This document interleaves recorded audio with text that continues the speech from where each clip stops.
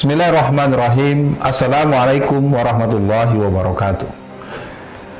Asyhadu an la ilaha illallah wa asyhadu anna Muhammadan abduhu wa rasuluh.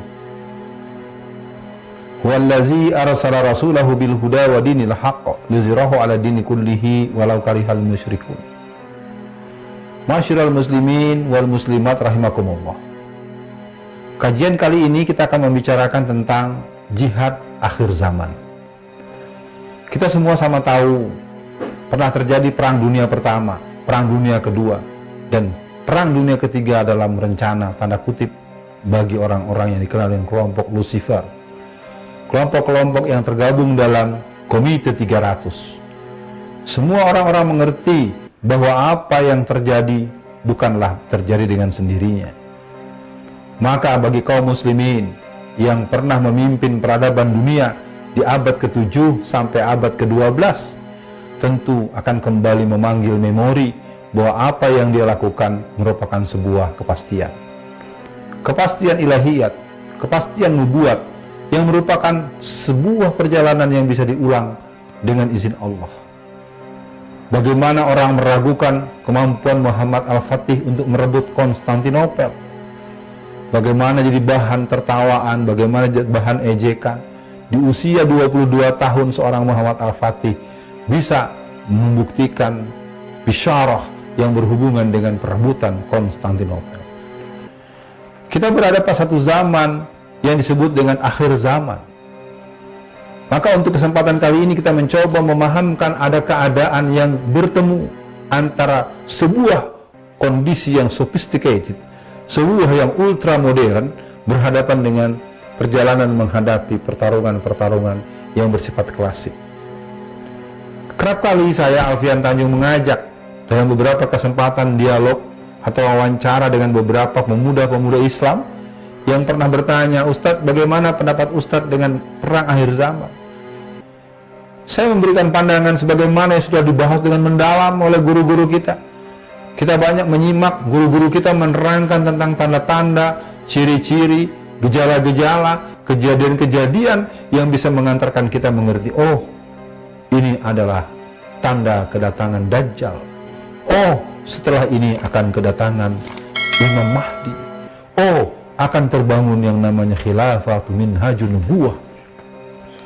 Artinya apa? Bahwa kita kaum muslimin adalah orang-orang yang diajarkan oleh Allah Subhanahu wa taala untuk melihat perjalanan hidup ini dengan perspektif iman. Wa qul i'malu fasallallahu amalukum wallahu wa rasulihi wal mu'minin. Bahwa orang-orang yang beriman melakukan sesuatu dengan kesadaran yang penuh. Dalam pembahasan kita tentang jihad akhir zaman, perjuangan akhir zaman, maka yang pertama adalah kita melakukan proses penyesuaian dengan kebangunan teknologi modern yang paling mutakhir. Pilihannya adalah seluruh dunia Islam harus menyadarkan kepada para generasi mudanya untuk belajar dalam perspektif yang komprehensif, diawali dengan firman Allah yang pertama berupa 5 ayat. Ayat itu sangat populer. Iqra bismi rabbikal ladzi khalaq, khalaqal insana min 'alaq, Iqra wa rabbukal akram, alladzi 'allama bil qalam, 'allamal insana ma lam ya'lam. Para jamaah yang berbahagia, pada pertemuan kita kali ini, pada penyampaian kali ini, kita sampai kepada sebuah kesadaran bahwa peradaban dunia memang sedang digenggam oleh tangan-tangan salib dan palu arit. Kita sama-sama menyadari sebuah kebangunan sistem kapitalisme dan sosialisme yang mereka sesungguhnya satu keluarga besar, kelompok Hizbus Syaitan. Mereka sebetulnya adalah jelas dalam perspektif tauhid, adalah kelompok yang memang secara di belakang layar, secara backstreet mereka melakukan kolaborasi. Artinya apa? Maka kita kaum muslimin, seluruh dunia Islam harus melakukan proses edukasi yang sedemikian rupa. Pastikan kita menguasai Al-Quran, pastikan kita punya generasi penghafal Al-Quran, pastikan generasi kita yang memahami teknologi mutakhir, pastikan kita mempunyai generasi yang mempunyai keahlian di berbagai bidang dalam posisi yang excellent advance. Nah, itu semua kemudian dikawal dengan kemampuan-kemampuan klasik. Maka dari hal yang berhubungan dengan kemampuan berkuda, kemampuan menggunakan alat-alat pertempuran klasik seperti memanah, menggunakan pedang, menggunakan tombak, menggunakan alat-alat yang lazim dipakai, menggunakan zirah, menggunakan perangkat-perangkat pertempuran secara klasik ini dikombinasikan dengan kemampuan teknologi modern. Kita sama tahu terjadinya banyak peledakan-peledakan di instansi-instansi militer tertentu. Bagaimana kasus dibunuhnya jenderal di Iran yang menggunakan drone, yang ternyata dia menggunakan sistem satelit yang daya jangkaunya ala seluruh petala bumi. Kita kaum muslimin tidak akan pernah gentar dengan itu ketika kita mengerti Allah berfirman, "Wa ma arsalnaka illa rahmatan lil alamin." Artinya apa? Ketika kita menyadari keislaman yang kita hayati dan kita yakini sebagai sistem hidup kita, maka ketika orang lain bisa berbuat tentang sesuatu, pasti kita akan bisa berbuat seperti itu. Persoalannya memang membutuhkan satu pemenuhan unsur komponen, elemen, dan organisasional yang bisa dibangun menuju ke tempat itu. Maka kita kaum muslimin di seluruh dunia, diawali dengan kaum muslimin Indonesia, mari menyadari bahwa perang akhir zaman, kita tunggu ataupun tidak, dia akan datang. Kita menghindar atau kita menjauh atau kita terlibat, kita akan berhadapan. Maka dari itu, mari kita kuasai betul isyarat-isyarat yang ada dalam firman-firman Allah. Mari kita serap betul apa yang pernah disampaikan oleh Rasulullah. Kita tidak bisa memungkiri bahwa memang keadaan sedang mengarah sampai berakhirnya alam ini. Sebagaimana Rasulullah mengingatkan, akan datang satu masa di mana orang-orang memilih pemimpin yang pembohong, memilih pemimpin yang tidak berkemampuan, menjadikan orang yang tidak berilmu tapi sebagai hakim, memilih orang yang tidak mempunyai kemampuan untuk menjadi sesuatu yang sebetulnya bukan bidangnya. Keadaan ini semakin mewujud. Ketidakadilan, kezaliman, kekejaman, dan tindakan-tindakan ini meluas di seluruh dunia Islam dan sangat kentara di hadapan mata kita. Bagaimana para ulama kita, bagaimana para habaib kita, bagaimana para tokoh-tokoh Islam mengalami penzaliman, diskriminasi, kriminalisasi, yang itu semua merupakan satu kode bahwa Allah, Rasulnya memang memiliki ajaran yang tidak bisa dibantah karena dia merupakan kebenaran yang sangat jelas. Allah mengingatkan, al-haqqu min rabbika fala takunanna minal mumtarin. Sehubungan dengan perang akhir zaman, jihad akhir zaman, maka kita sama-sama membangun diri, mematut diri agar kita tertib ibadah, kita kokoh akidah, kita baik muamalah, kita terus menjaga kebersamaan secara usratul islamiyah di rumah kita masing-masing. Kita sama-sama bergabung dan berinteraksi dengan teman-teman yang mempunyai komitmen untuk membangun agama, menjaga agama. Mana Rasulullah pernah mengingatkan, akan ada satu masa begitu hebat goncangannya, maka gigitlah dengan gigimu batang-batang kayu itu sebagai kesungguhan engkau bertahan dengan akidah Islam dalam dirimu. Jamaah yang berbahagia, perang akhir zaman kepastiannya adalah milik Allah. Tetapi kode-kode, isyarat-isyarat, tanda-tandanya kelihatan semakin membanyak. Kita hanya mampu bermohon kepada Allah, semoga kalau tiba itu di zaman kita, kita menjadi bagian orang yang tidak mengikuti apa yang diinginkan oleh Dajjal, ataupun Dajjal-Dajjal junior, atau Dajjal-Dajjal yang sifatnya derivatif. Kita mohon kepada Allah agar kita selalu dalam keadaan di jalannya. Ihdinas siratal mustaqim, siratal ladzina an'amta alaihim ghairil maghdubi alaihim waladdallin.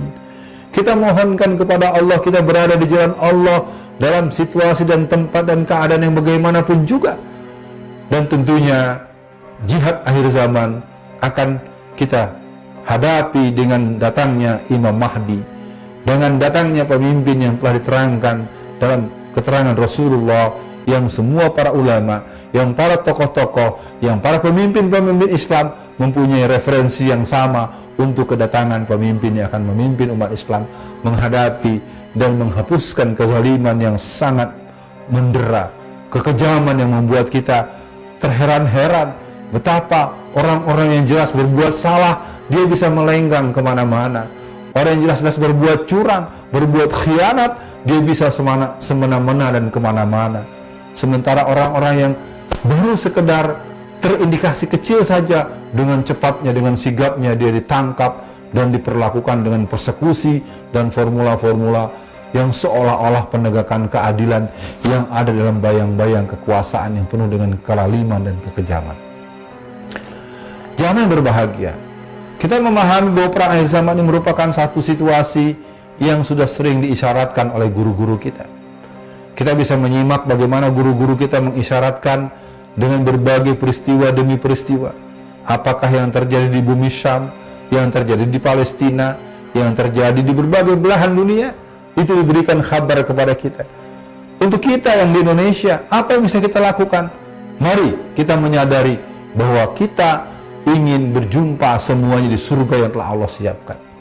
Maka dari itu, mari kita semua memahami keadaan ini membutuhkan kesungguhan kita untuk menghambakan diri kepada Allah, mendekatkan diri kepada Allah, dan terus kita belajar serta berinteraksi dengan para ulama-ulama salafus saleh.